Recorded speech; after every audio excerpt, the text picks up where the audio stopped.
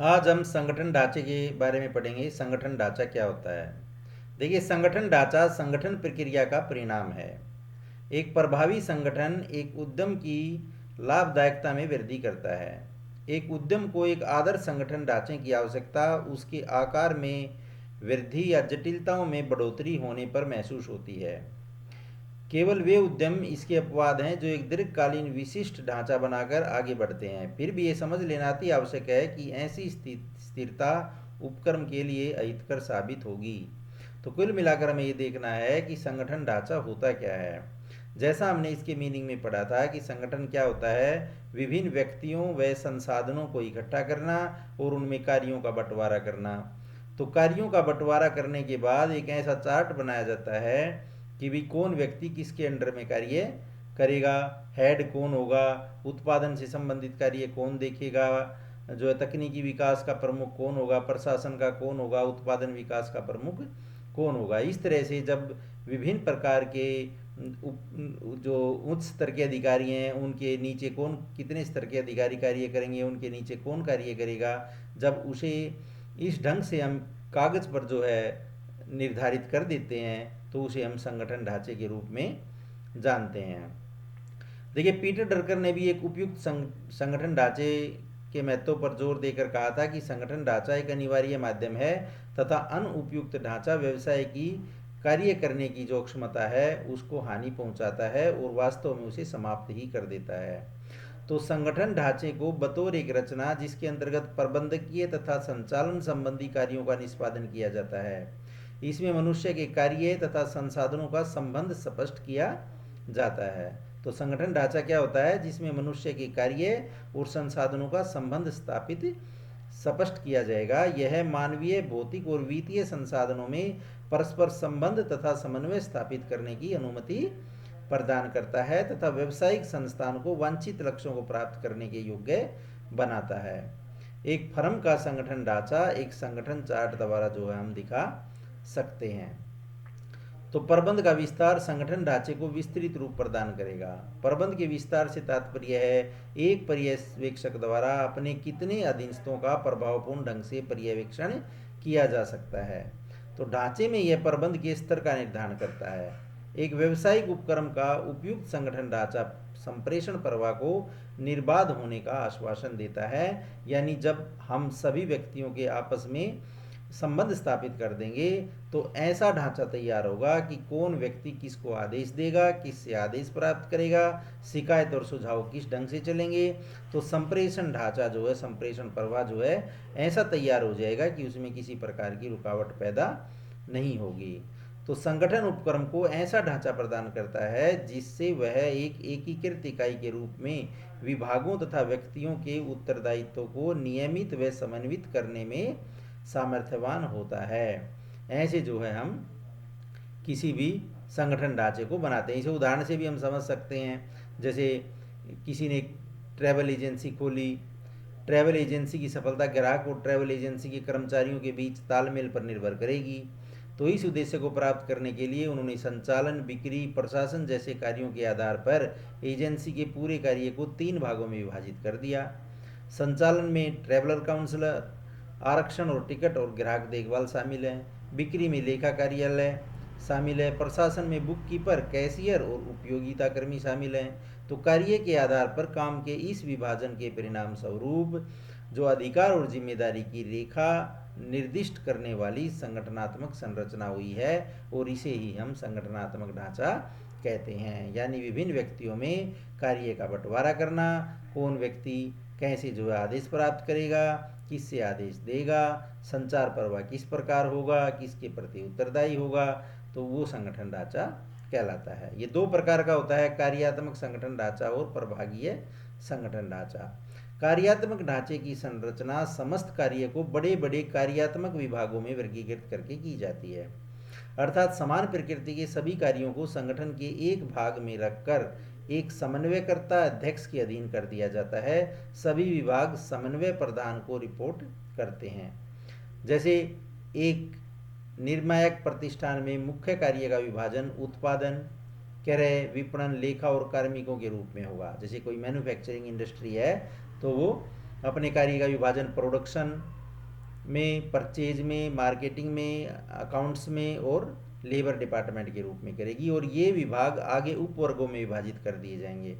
इस प्रकार कार्यात्मक संगठन एक संगठनात्मक नमूना है जिसके समूह समान अथवा एक रूप होते हैं या संबंधित कार्य साथ साथ होते हैं। इसके क्या गुण हैं कार्यात्मक संगठन ढांचे के?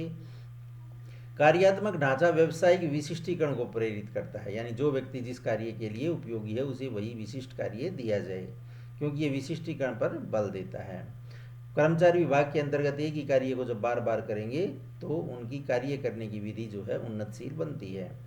विभाग के अंतर्गत तालमेल और नियंत्रण सही रहते हैं। यह प्रबंधकीय तथा संचालन संबंधी कौशल में बढ़ोतरी करने में सहायता करता है, पुनरावृत्ति को कम करता है, जिसके परिणाम स्वरूप आर्थिक बचत तथा लागत जो है वो कम होती है। यह कर्मचारियों के प्रशिक्षण को आसान बनाता है, काम का दायरा छोटा करता है, सभी कार्यों पर पूर्णतः ध्यान केंद्रित कर दिया जाता है। इसके कुछ दोष भी हैं कार्यात्मक ढांचे के, जैसे कार्यात्मक ढांचे में कार्य अध्यक्ष द्वारा बतलाए गए कार्यों की अपेक्षा संस्था के अन्य सभी उद्देश्यों का पर कम ध्यान दिया जाएगा, यानी जो विभाग अध्यक्ष होगा वो भी जो उद्देश्य बता देगा सिर्फ उन्हें ही पूरा करने की तरफ ध्यान दिया जाएगा, बाकी उद्देश्यों की तरफ ध्यान नहीं दिया जाएगा। संगठन के बढ़ जाने से विभागों की संख्या में बहुत ज़्यादा वृद्धि हो जाती है, इससे उनमें तालमेल करना मुश्किल हो जाता है। जब दो या अधिक विभागों के हित अनुकूल न हो तो हितों में झगड़ा होना स्वाभाविक होता है।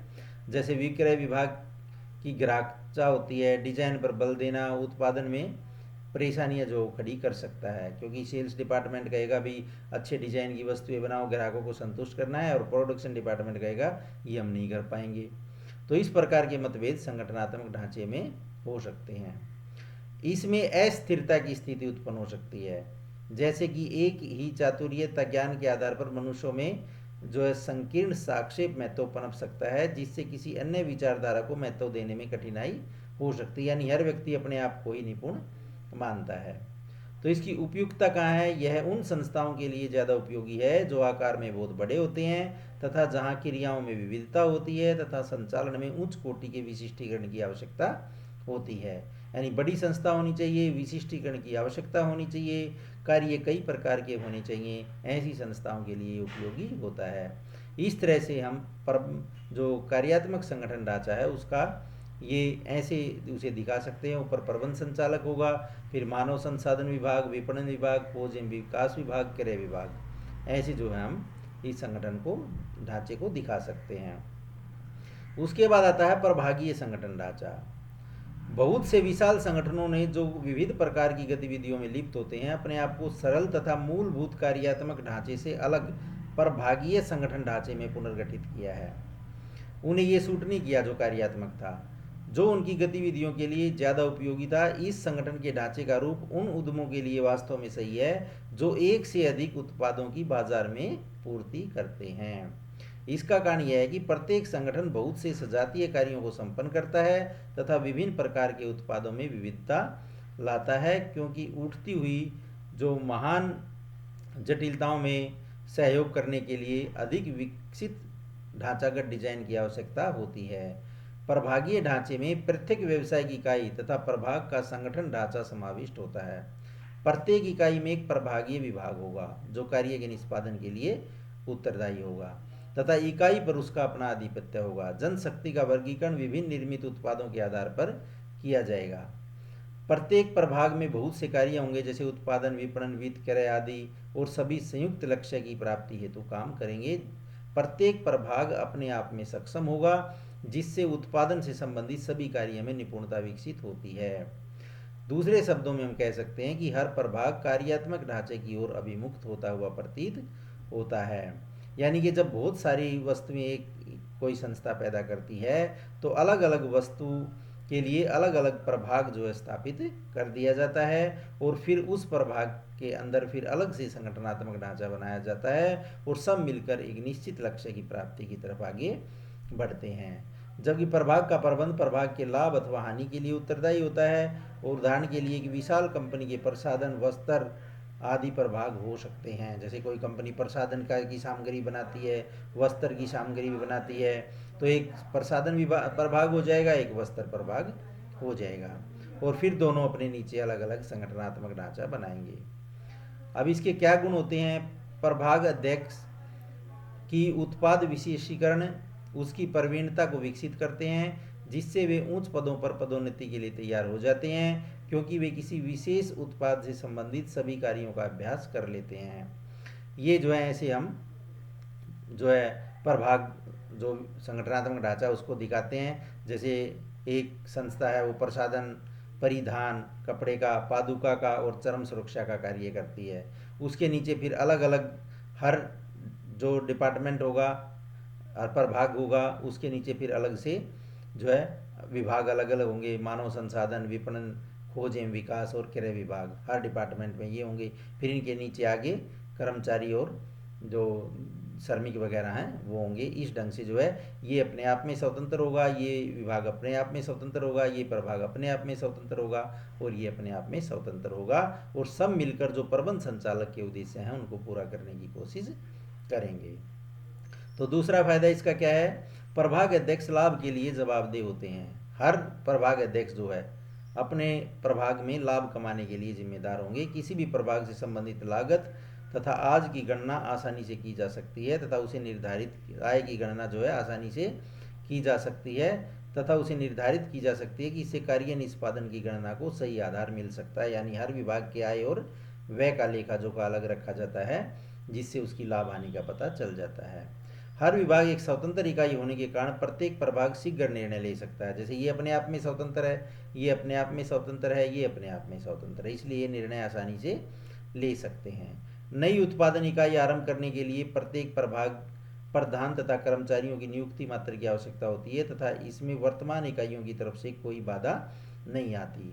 जैसे ये विभाग अगर अपनी कोई अलग इकाई बनाना चाहता है तो इन विभागों की तरफ से, प्रभागों की तरफ से किसी प्रकार की कोई बाधा उत्पन्न नहीं होगी, ये अपनी कोई नई इकाई भी बना सकता है। तो अब आइए इसके क्या दोष हैं। विभिन्न प्रभागों में कोषों के आवंटन को लेकर झगड़े होते रहते हैं। इसके अतिरिक्त कोई विशेष प्रभाग अन्य प्रभागों की कीमत पर अधिक लाभ की कोशिश कर सकता है। जैसे वित्त का पोषण जो है प्रबंध संचालक द्वारा किया जाएगा, तो ये आपस में झगड़ते हैं, इसको ज़्यादा बजट दे दिया, इसको कम दिया, मेरे को कम दिया, तो ये झगड़ा ज़्यादा होता है। इसमें काम की बार बार दोहराई हो जाने से लागत मूल्य बढ़ जाता है। जैसे यहाँ भी अकाउंट्स का काम होगा, यहाँ भी अकाउंट्स का काम होगा, यहाँ भी अकाउंट्स का काम होगा, ये डिपार्टमेंट अलग से अकाउंट्स का काम करेगा। फिर ऐसे ही सेल्स का काम जो है इसे भी करना पड़ेगा, ये अपने प्रोडक्ट की सेल करेगा, ये अपने की करेगा, तो इससे जो है काम जो है कई बार दोहराई हो जाती है और इससे लागत बढ़ जाती है। किसी विशेष प्रभाग को यह पर्यवेक्षणार्थ प्रबंधक अधिकारों के साथ नियुक्त करते हैं। इस प्रकार प्रबंधक अधिकार तो पाते हैं, लेकिन अपने आप को स्वतंत्र रूप से स्थापित करने के चक्कर में संगठन के हितों को भुला देते हैं। जैसे इनको स्वतंत्र छोड़ दिया, इसके प्रसाधन मैनेजर अलग से बना दिया, परिधान मैनेजर अलग से बना दिया, तो ये अपनी आइडेंटिटी फिक्स करने के लिए अपने अपने डिपार्टमेंट के लक्ष्यों को जो है भूल जाते हैं। तो ये कहाँ पर उपयुक्त होता है? उन व्यवसायिक इकाइयों के लिए उपयुक्त होता है जहाँ विभिन्न प्रकार के उत्पादों का भारी मात्रा में उत्पादन किया जाएगा। विभिन्न प्रकार के यानी कई प्रकार के उत्पादन बड़ी बड़ी मात्रा में उत्पादित किए जाएंगे तथा जहाँ विभिन्न प्रकार के संसाधनों को प्रयोग में लाया जाता है। जब एक संगठन आगे बढ़ता है तो वह कर्मचारियों की संख्या बढ़ाना चाहता है और अधिक विभाग बनाकर नए प्रकार के स्तर का प्रबंध करना चाहता है, तो यह प्रभागीय संगठन ढांचा ही अपनाएगा। इस संदर्भ में जो है हम ये कह सकते हैं कि जो है व्यवसाय जो है अगर गतिशील पर्यावरण में काम करते हैं तो वे उद्यम जो अपने आप को बदले हुए वातावरण के अनुकूल नहीं डाल पाते, चालू रह पाने में असमर्थ होते हैं, अतः उन्हें प्रभागीय संगठन को अपनाना जो है बहुत आवश्यक होता है। तो ये था आपका पूरा संगठन ढांचा जो है कैसे कार्य करता है, किसी भी संस्था में संगठन ढांचे का क्या महत्व है और किस प्रकार से ये संस्था की तरक्की में हेल्पफुल होता है। तो उम्मीद आपको हमारा वीडियो काफ़ी पसंद आया होगा, इसलिए हमारे चैनल को शेयर, सब्सक्राइब और लाइक कीजिए ताकि आगे आने वाली नई वीडियोज़ की नोटिफिकेशन समय समय पर आपको मिलती रहे। धन्यवाद।